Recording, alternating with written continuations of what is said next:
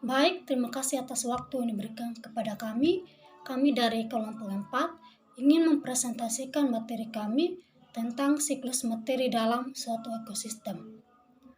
Saya atas nama Juni Langga, NIM 20150026. Saya sebagai pemateri yang pertama. Pertama, pengertian aliran energi dan bentuk aliran energi. Aliran energi dalam ekosistem adalah proses berpindahnya energi dari suatu tingkat trofik ke tingkat trofik lainnya, yang dapat digambarkan dengan rantai makanan atau dengan piramida biomasa.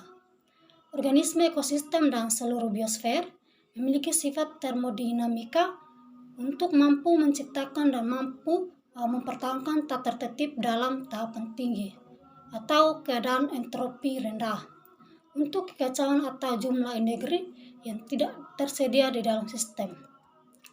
Beberapa organisme dalam ekosistem untuk menerima dan menyimpan energi dinamakan produktivitas ekosistem. Yang pertama, produktivitas primer. Produktivitas primer ini merupakan jumlah energi cahaya yang diubah menjadi energi kimia oleh atau torf suatu ekosistem selama suatu periode waktu tertentu. Total produktivitas primer dikenal sebagai produktivitas primer kotor. Tidak semua produktivitas ini disimpan sebagai bahan organik pada tumbuhan yang sedang tumbuh karena tumbuhan tersebut menggunakan sebagian molekul sebagai bahan bakar dalam respirasi selulernya. Yang kedua, produktivitas sekunder. Laju perubahan energi kimia pada makanan yang dimakan oleh konsumen ekosistem menjadi biomasa baru mereka sendiri. Di sebagian besar ekosistem, herbivora hanya mampu memakan sebagian kecil bahan tumbuhan yang dihasilkan. Dan herbivora tidak dapat mencerna seluruh senyawa organik yang ditelannya.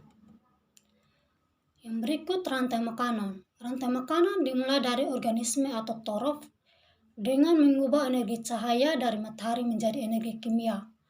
Energi kimia ini akan diteruskan pada konsumen tingkat pertama atau primer, tingkat kedua atau sekunder, dan seterusnya sampai kelompok organisme pengurai atau dekomposer. Pada tiap pemindahan bagian besar, 80-90% dari energi potensial hingga sebagai panas. Maka dari itu jumlah langkah atau sambungannya di dalam urutannya terbatas makin pendek rantai pangan. Rantai pangan ini terdiri dari dua tipe dasar, yaitu rantai pangan perumputan dan mulai dari dasar-dasar tumbuhan hijau ke herbivora yang merumput atau organisme yang makan tumbuh-tumbuhan.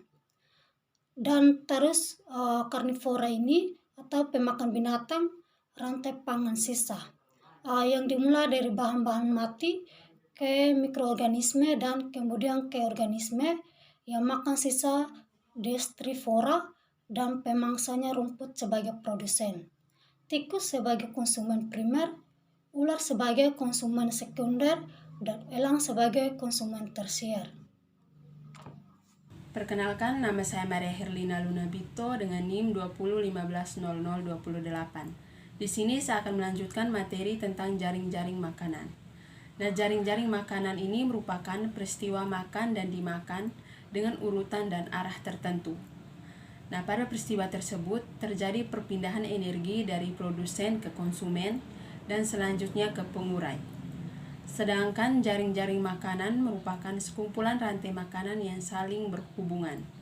Nah, dalam ekosistem, suatu organisme tidak hanya makan satu jenis makanan saja, dan juga dapat dimakan oleh beberapa jenis pemangsa. Oleh karena itu, terjadi beberapa rantai makanan yang saling berhubungan. Nah, materi yang berikutnya adalah proses aliran energi dalam jaring makanan. Nah, dalam suatu interaksi terjadi proses pengaliran energi. Aliran energi terjadi karena adanya makan-memakan membentuk suatu rantai makanan. Nah, rantai makanan saling terkait membentuk jaring-jaring makanan. Nah, komponen biotik dan abiotik saling berinteraksi dalam ekosistem dan berperan dalam proses aliran energi. Nah, aliran energi adalah proses perpindahan energi dari suatu organisme ke organisme yang lain. Dalam ekosistem, aliran energi dapat berupa rantai makanan maupun jaring-jaring makanan. Nah, bagian berikutnya adalah piramida ekologi. Nah, piramida ekologi ini merupakan suatu diagram piramida yang dapat menggambarkan hubungan antara tingkat trofik satu dengan tingkat trofik lain. Nah, secara kuantitatif pada suatu ekosistem. Nah, pada piramida ini, organisme yang menempati tingkat trofik bawah relatif banyak jumlahnya. Makin tinggi tingkat trofiknya, jumlah individunya semakin sedikit. Nah, tingkat trofik tersebut terdiri dari produsen, konsumen primer, konsumen sekunder, dan konsumen tersier. Produsen selalu menempati tingkat trofik pertama atau paling bawah, sedangkan herbivora atau konsumen primer menempati tingkat trofik kedua. Konsumen sekunder menempati tingkat trofik ketiga, konsumen tersier menempati tingkat trofik keempat atau puncak piramida. Baik, terima kasih atas waktu dan kesempatan diberikan. Saya atas nama Asyat Nabunome dengan NIM 20150015. Di sini saya akan melanjutkan materi kami tentang jenis-jenis piramida ekologi. Yang pertama ada piramida jumlah, yaitu suatu piramida yang menggambarkan jumlah individu pada setiap tingkat trofik dalam suatu ekosistem.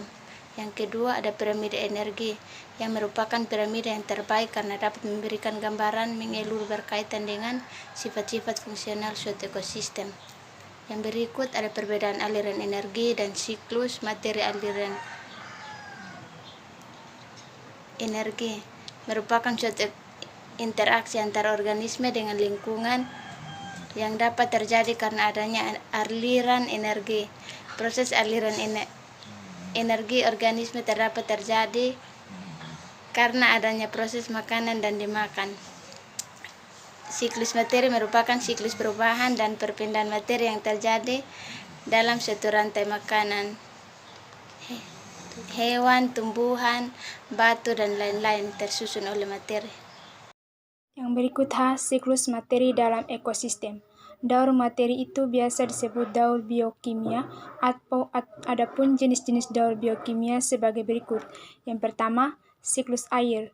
Air penting sekali untuk semua organisme dan ketersediaannya mempengaruhi laju proses-proses ekosistem, terutama produksi primer dan deposisi dan ekosistem darat.